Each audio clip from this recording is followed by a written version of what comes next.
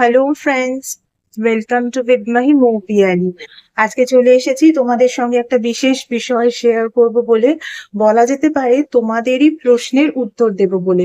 তোমাদের মধ্যে অনেকেই স্যাটার্ন ট্রানজিট নিয়ে ভীষণভাবে ভয়ে ভয়ে আছো।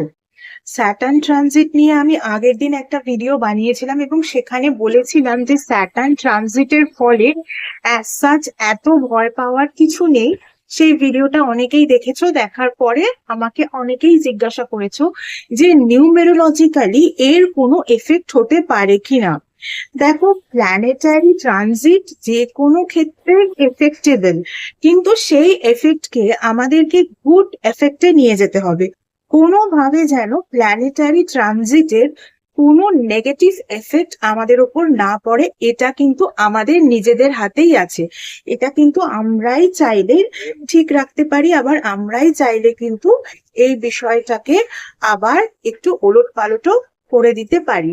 গত 6 দিন ধরে আমি মূলাঙ্ক 1, 2, 3, 4, 5, 6 তাদের জন্য এই স্যাটার্ন ট্রানজিট কি এফেক্ট এনে দিতে পারে এবং তার কি কি রেমেডিস হতে পারে শেয়ার করে নিয়েছিলাম। আজকে শেয়ার করে নেব যাদের মূলাঙ্ক 7 তাদের জন্য এই স্যাটার্ন ট্রানজিট কি এফেক্ট এনে দিতে পারে এবং তার কিছু রেমেডিস। তো কাদের মূলাঙ্ক 7? যাদের জন্ম যে কোনো মাসের 7 তারিখে, যে কোনো মাসের 16 তারিখে, কিংবা যে কোনো মাসের 25 তারিখে, তাদের মূলাঙ্ক 7। মূলাঙ্ক 7 যাদের, তাদের বলছি তোমাদের জন্য এই ট্রানজিট না একটা অপরচুনিটি নিয়ে আসছে। কিরকম অপরচুনিটি? নিজেকে ট্রান্সফর্ম করার অপরচুনিটি। নিজেকে ট্রান্সফর্ম করার অপরচুনিটি মানে গত 2.5 বছর বা তার একটু বেশি সময় ধরে তোমাদের লাইফে কিন্তু প্রচুর তোমরা আপ ডাউন দেখেছো। কখনো দেখেছো সাকসেস আসছে, কখনো দেখছো সাকসেস আসছে না, ফলে আপ ডাউন চলেছে। শুধু তাই নয়, ইমোশনালিও কিন্তু তোমরা ভীষণভাবে অনেক জায়গায় স্টাক হয়ে আছো বা স্টাক হয়েছিলে। এরকম সিচুয়েশনও কিন্তু তোমাদের সঙ্গে কখনো না কখনো এই গত 2.5 বছর বা তার একটু বেশি সময় ধরে হয়েছে।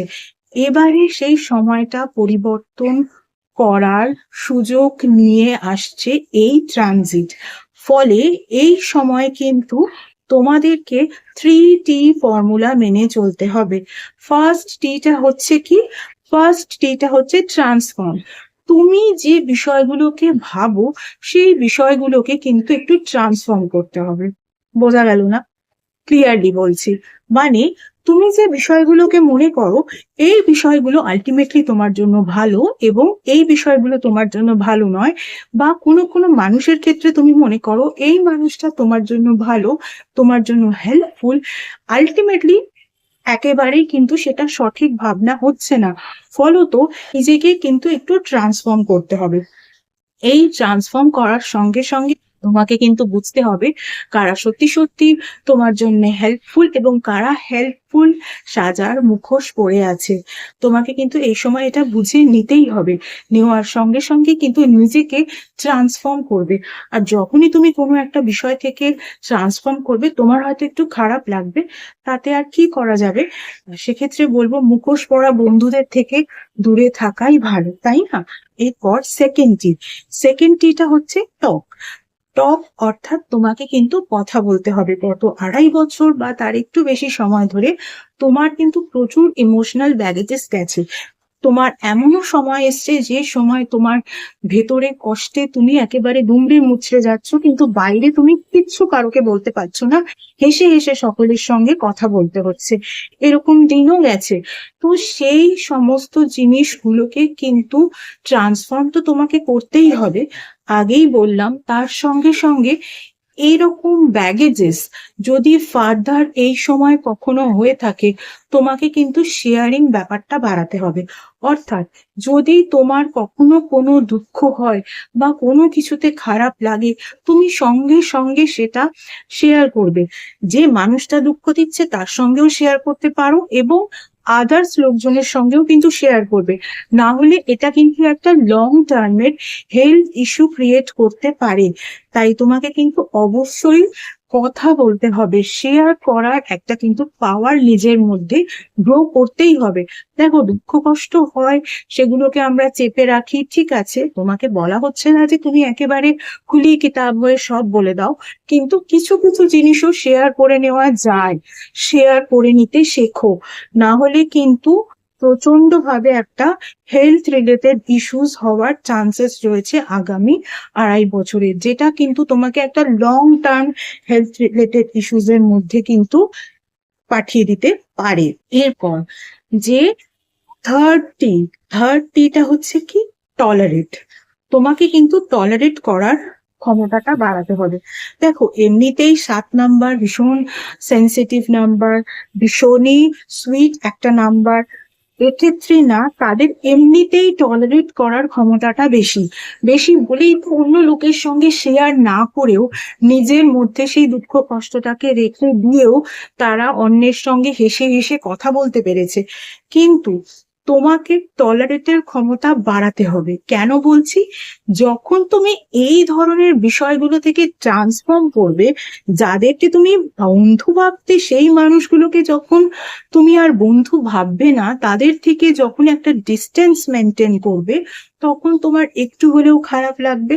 ফলে মানুষ যখন কোনো কিছু থেকে ট্রান্সফর্ম করে না নিজেকে, তখন কিন্তু তার অবশ্যই একটু সহ্য ক্ষমতার প্রয়োজন হয়, কারণ ট্রান্সফর্ম করতে গেলে একটু কিন্তু কষ্ট হয়।